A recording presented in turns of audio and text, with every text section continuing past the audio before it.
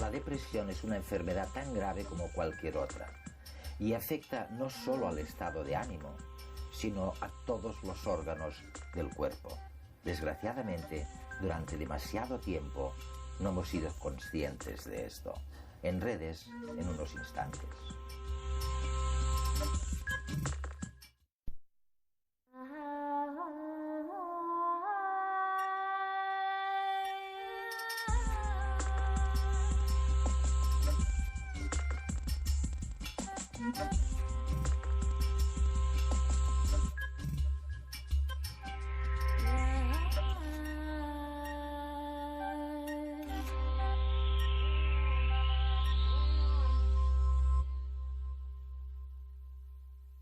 En los últimos 10 años se ha demostrado que la depresión incide, cambia la anatomía de nuestro cuerpo.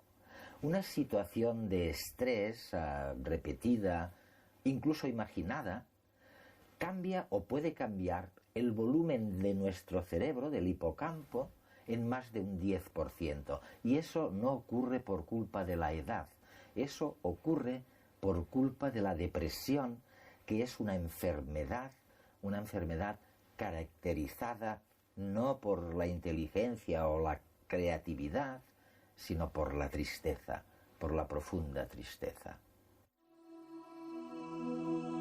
Al no disponer de los conocimientos científicos con los que hoy contamos, en la antigüedad se englobaron ciertas dolencias físicas y mentales dentro del mismo nombre, la melancolía. En griego, melancolía significa bilis negra, y justamente ese fluido del cuerpo humano era considerado como el origen de las dolencias melancólicas. Además de considerar el exceso de bilis negra como una dolencia, los griegos también la asociaron a la excelencia al ver que muchas personas que destacaban en la política, en la guerra o en el arte eran melancólicas.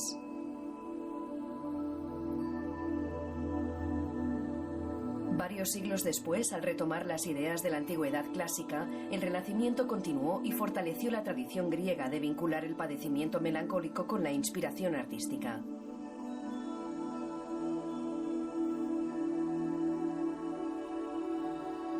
Luego, los románticos llevaron al extremo el prototipo del artista cuya fuente de creatividad es su propio sufrimiento y depresión. Hoy en día ese prototipo persiste en el imaginario colectivo, pero la ciencia está desmitificando ese ideal de más de 2000 años de antigüedad. Por otra parte, no existen estudios científicos que demuestren con contundencia la relación entre depresión y creatividad. Y lo mismo puede decirse de la experiencia cotidiana de psicólogos y psiquiatras. A lo sumo, se ha sugerido que algunos aspectos de los trastornos bipolares son favorables a la creación artística sin que ello sea significativo. Las biografías de grandes artistas que han sufrido dolencias mentales como Edgar Allan Poe o Virginia Woolf son otros de los pilares sobre los que se asienta la creencia popular de que la depresión favorece la creatividad. Sin embargo, a pesar de lo más o menos que se sepa sobre la vida de estos artistas, no hay datos que permitan realizar un diagnóstico concluyente. Sabemos que el sentido crítico, el cuestionarse sobre nuestro lugar en el cosmos o frente al sentido de la vida, son actitudes presentes en la creatividad artística y frecuentemente también en la depresión. Sin embargo, estas no son actitudes inherentes a la depresión misma y pueden manifestarse en una persona sana sin que tenga que soportar los aspectos destructivos de la depresión. Si realmente lográramos prevenir la depresión, si dispusiéramos de buenos tratamientos, probablemente nuestra manera de considerar la depresión cambiaría. Porque creo que, en parte, hemos romantizado la depresión, afirmando que tiene estas fantásticas conexiones con la creatividad, la profundidad, la moral. Y en parte lo hemos hecho porque no la controlamos demasiado bien.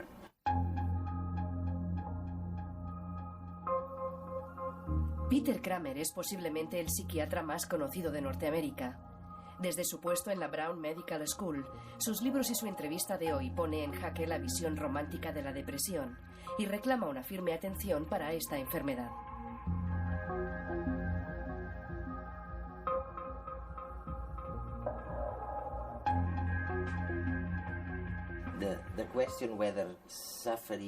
Este tema de saber si el sufrimiento era necesario para la creatividad, esto originó una especie de idea romántica sobre la depresión. Se creía que los deprimidos eran gente muy creativa. Y yo sé, ya sé que tú has luchado por aclarar este tema delante de muchos públicos, que te preguntaban, oye, ¿qué habría pasado si hubiera existido el Prozac en la época de Van Gogh? ¿Habría sido Van Gogh un pintor tan bueno? ¿Qué crees de esto? Me gusta pensar en la depresión en general. Los médicos piensan ahora en la depresión como una enfermedad. Si elimináramos la depresión, si nadie más volviera a padecerla, seguiría habiendo sufrimiento y guerras y otras enfermedades. No tenemos que estar deprimidos para ello. Creo que hay una noción romántica de la depresión que se remonta a toda la historia de la escritura. Aristóteles se preguntaba por qué personas eminentes u hombres destacados en la política, en la poesía, en la guerra, tendían a ser melancólicos.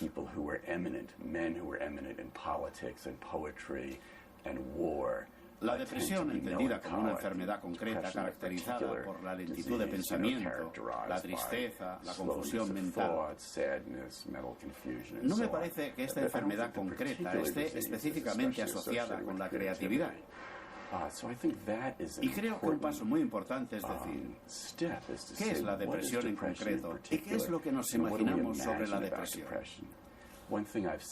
Una cosa que le digo al público es, mirad, preguntáis sobre Van Gogh. En la época de Van Gogh se creía que tenía epilepsia.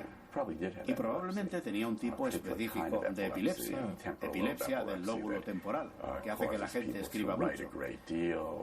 Se le había visto caer al suelo y perder el conocimiento, y probablemente se le administraron altas dosis de digitalis, un tratamiento para la epilepsia en ese momento.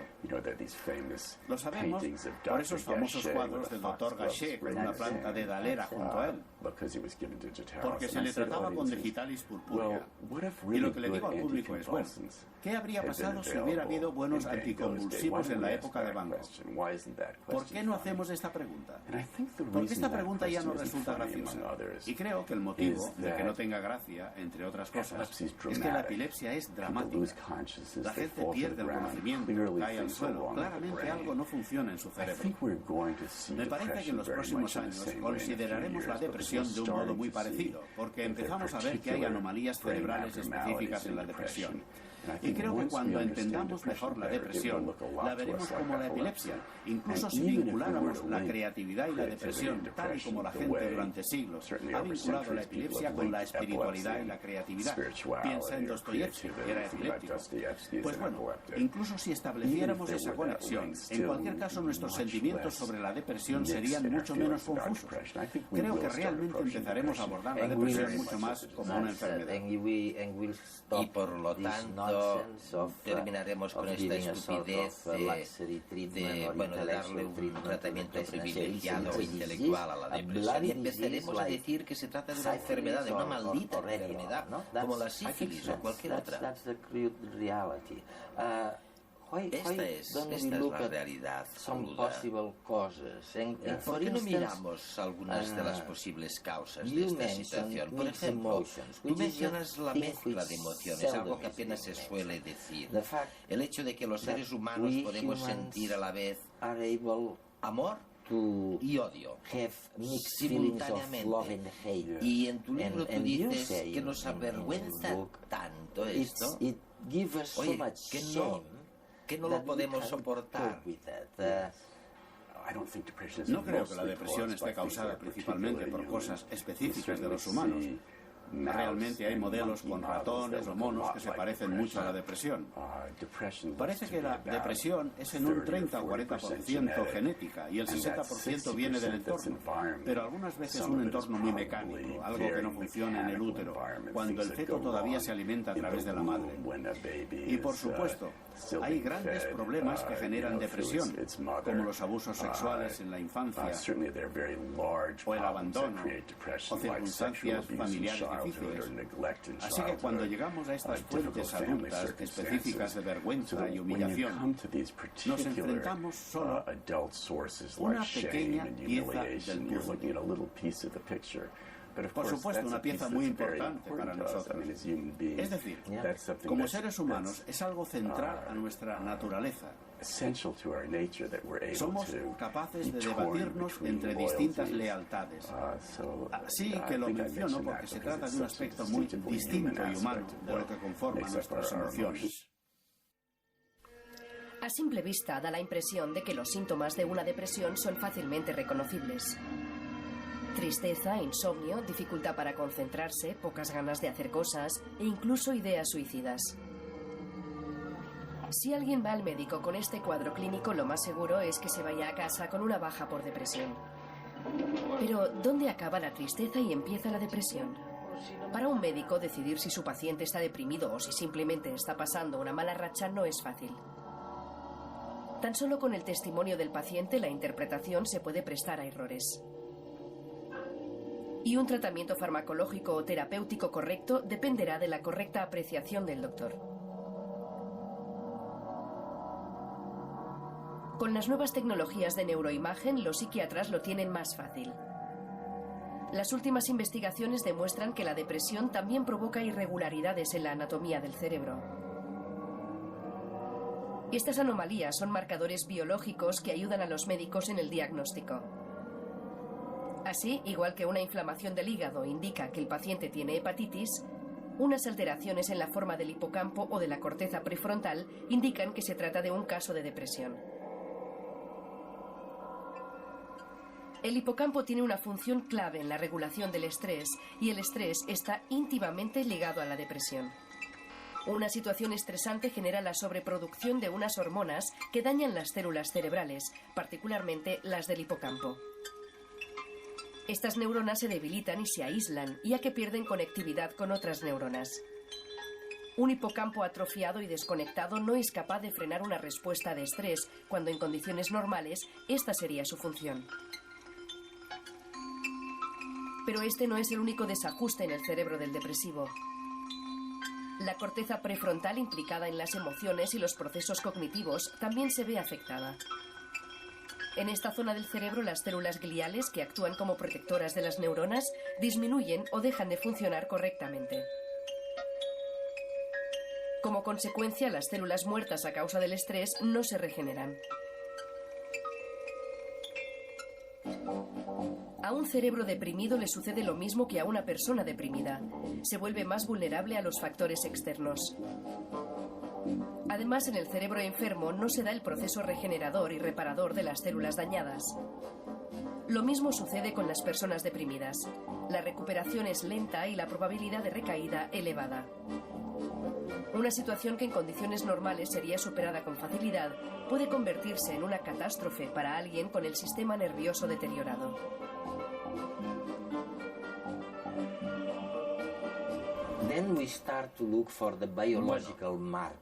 Empecemos por buscar los indicadores biológicos de la depresión. Tú dices, cuidado, porque tiene que haber algo en el cerebro que revele el efecto o la causa de eso. ¿Cuáles fueron las primeras señales biológicas que la ciencia pudo observar para decir, esta es la causa? Es un tema importantísimo. Siempre ha habido indicios de que las hormonas actuaban de un modo distinto en la gente con depresión. No de una manera coherente, pero en un subgrupo de gente con depresión se producían anomalías hormonales. Luego llegaron los neurotransmisores, sobre los cuales tanto hemos oído hablar en los últimos 20 años. La serotonina, la norepinefrina, la dopamina. Estas palabras no formaron parte del vocabulario cotidiano hasta hace quizá 12 o 15 años, pero con el desarrollo de fármacos como Prozac, Celexa, etc., forman parte del saber popular. Y de nuevo, de vez en cuando, vemos anomalías de este tipo. Mi teoría es que los transmisores como la serotonina son más importantes para las funciones sociales que para esta enfermedad concreta, la depresión. Y una de las razones por las que la gente tiene estos cambios de la personalidad con estos fármacos, tienen mucha más confianza y se sienten más cómodos socialmente, es que realmente la serotonina tiene mucho que ver con el mantenimiento